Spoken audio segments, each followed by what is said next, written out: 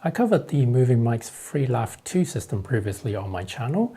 If you're in the market for a wireless lav but don't need two channels, or prefer something smaller, this little MovingBox, yes, that's the name by the same company, might interest you. The audio you are listening to is coming from the built-in mic inside, recorded using the Zoom H1. You can of course plug it in directly into the camera, but the preamp in my X-T2 is a bit noisy. I won't be doing any audio processing, compression, EQ and noise reduction, etc., except for normalizing the volume. The other thing I want to mention is that I did get this sent to me for free for this review, but as always, I made it clear to them that I will be giving my honest comments in this video, and they do not get to see it before it gets published. At the moment, it looks like AliExpress is the only place you can buy this system, and the price hovers around $95 to $110 US plus shipping. It comes with the transmitter and receiver unit, USB-C charging cables and a 3.5mm cable, and a little wind fluff dead cat thingy for the built-in mic.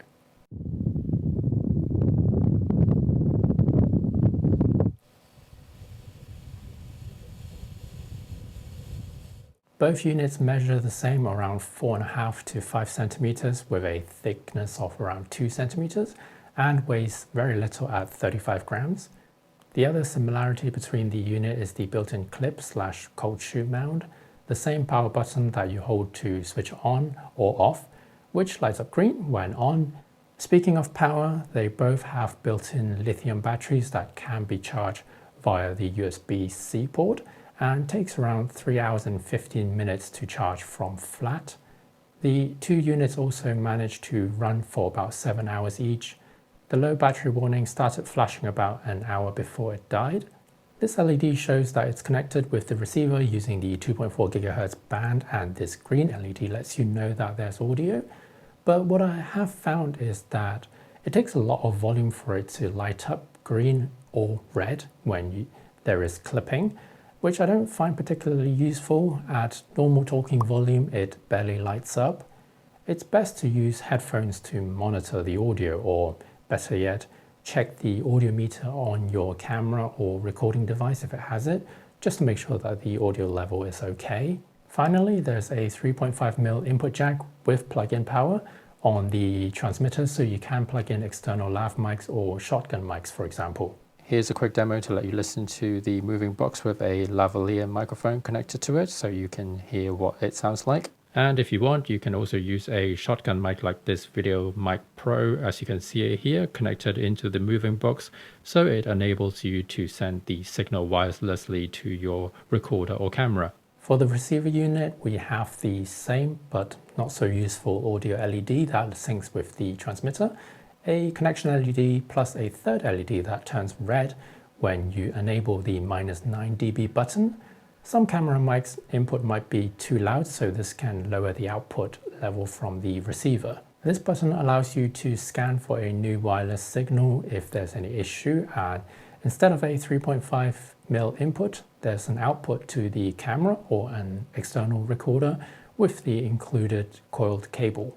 Sadly, I can't go outside for a full distance test because, well, you know, but I have tested it around the house, and I'm amazed that it did not cut out even through multiple walls, upstairs or downstairs. Sometimes I would even struggle with my Wi-Fi signal on my phone, but this didn't drop a beat. The manufacturer claims that it can reach 20 meters indoors, and although I didn't test it outside, it claims it can reach 40 meters in open space line of sight. Based on my indoor test, I think that's quite plausible, but again, not confirmed by myself. There are some issues that I want to point out with my early prototype unit, which I have mentioned to the manufacturer. They are aware of this, but I don't know if they have changed or fixed it for the retail final unit, but I need to point it out anyway. I have noticed these electrical interference buzzing noises that can be picked up by the internal or external microphones if the units are too close. It's not as bad with the built-in mic, but it's definitely audible.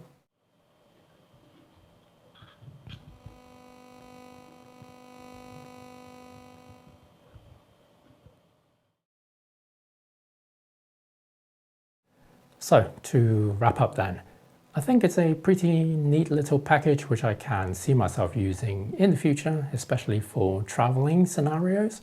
With the built-in mic and being wireless, it's certainly easier to handle without any annoying wires dangling between me and the camera.